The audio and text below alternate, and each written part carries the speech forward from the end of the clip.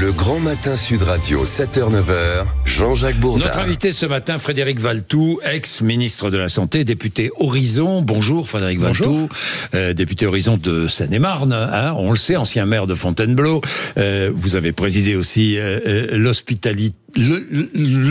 Fédération hospitalière de France. La fédération, j'allais y venir, la Fédération hospitalière de France. Mais là, vous vous intéressez, remarquez, ça a un lien, hein, puisque avec la santé, vous vous intéressez au permis de conduire. Et vous avez déposé une proposition de loi, enfin vous allez la déposer demain, afin de mettre en place un feu vert médical pour obtenir le permis de conduire.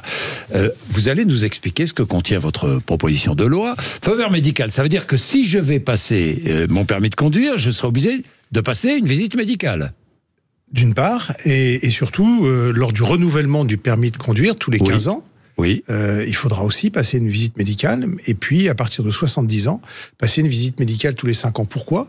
Parce que l'idée, si vous voulez, c'est de ne pas faire reposer la capacité qu'on a de percevoir si on peut garder son permis de conduire sur les seuls conducteurs eux-mêmes.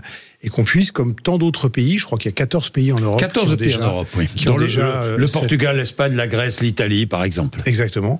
Faire reposer finalement sur le corps médical, sur un examen médical, sur un certificat médical, l'appréciation de savoir si on est toujours apte à conduire. On sait que 90% des accidents mortels sur la route sont liés à des facteurs humains.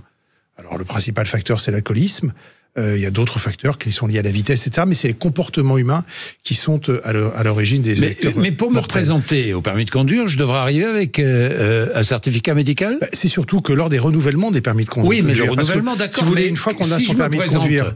Moi, j'ai eu mon permis de conduire à 18 ans. Oui. À 18 ans, je devrais venir... Sur le papier... je devrais venir avec une attestation médicale. Quand vous vous inscrivez à faire du sport, vous arrivez avec un certificat médical. C'est vrai. Donc, vous voyez, ça engage moins, puisque vous avez, chaque année, quand vous vous inscrivez à un club de sport, vous inscrivez votre enfant. Dans beaucoup de sports, on vous demande un certificat médical. Plus tous les sports, mais dans beaucoup de sports.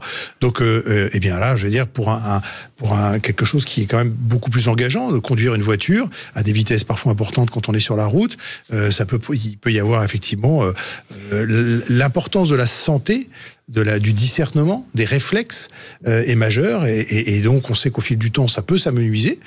Je dis bien ça peut, c'est pas obligatoire, mais ça peut. Oui. Eh bien, il faut le faire vérifier régulièrement par un médecin. Donc, c'est du bon sens médical. Hein. C'est le combat que mène le collectif Sauver des vies, c'est permis, qui a été monté notamment par Pauline Desroulèdes et Florian Julian. Et c'est vrai que c'est le combat de dire, il faut aussi se protéger des gens qui peut-être ont perdu une aptitude à conduire. Oui. Un accident par semaine en France depuis le début de l'année lié à l'inaptitude à conduire. C'est cela. C'est beaucoup. Frédéric Valletoux. C'est beaucoup, c'est-à-dire effectivement des gens qui, de bonne foi, pensent qu'ils sont encore conducteurs. Juridiquement, ils ont le droit de prendre leur voiture, mais qui, au fil du temps, et quel que soit l'âge, je stigmatise pas du tout les personnes d'un certain âge, mais parce que les accidents de la vie peuvent arriver aussi, neurologiques, etc., vous conduisent à avoir moins de réflexes, à être moins en capacité, et bien ça, il faut pouvoir le faire vérifier par une tierce personne, qui est en plus un médecin expert. Donc, je conduis, tous les 15 ans, je vais devoir passer ma visite médicale chez un généraliste ou un spécialiste, peu importe. Tous les 15 ans, on doit maintenant renouveler son permis de conduire sur le plan administratif. C'est vrai. Eh bien, on va lier ce renouvellement administratif avec effectivement l'obtention d'un permis de conduire. Et tous les 5 ans à partir de 70 ans, parce qu'on arrive dans des zones d'âge où effectivement il peut y avoir une perte de vivacité ou de réflexe ou d'aptitude qui est plus importante. Et je devrais aller voir un généraliste ou un spécialiste, peu importe. Un médecin agréé. Un médecin agréé. Il y a des médecins qui sont agréés. Comment ça va se passer? Il y en a déjà. On pourra aller voir n'importe quel médecin. Il y en a déjà. Vous savez que notamment lorsque vous avez une conduite sous l'emprise de substances, que vous êtes condamné, pour retrouver votre permis de conduire, vous devez passer devant un médecin agréé. Eh bien, il y a déjà des médecins agréés.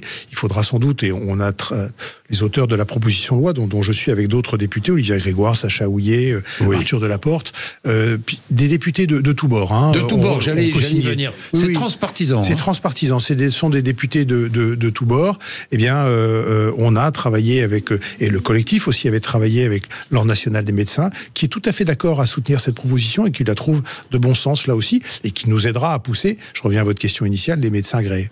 J'ai vu certaines enquêtes, ce sera ma dernière question, certaines enquêtes réalisées récemment, les Français, semble-t-il, sont favorables. 59%, 59% des Français interrogés en février 2024, un peu plus d'1 an, avaient dit effectivement qu'ils étaient favorables. Là aussi, c'est du bon sens. Vous savez, quand on a même un parent qui a un certain âge, c'est à la famille de lui faire comprendre aussi que peut-être il faut lâcher la voiture. C'est difficile.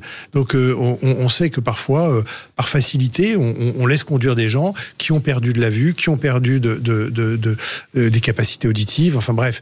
Et on sait que quelque part, on se dit, pourvu qu'il ne se passe rien. Et que ça, mais parfois, l'accident arrive, et vous avez cité les chiffres, ils sont trop importants. Et c'est des vies derrière. Merci Frédéric Valtou. Merci à vous d'être venu nous voir. Vous réagissez évidemment 0826 300 300. Qu'en pensez-vous?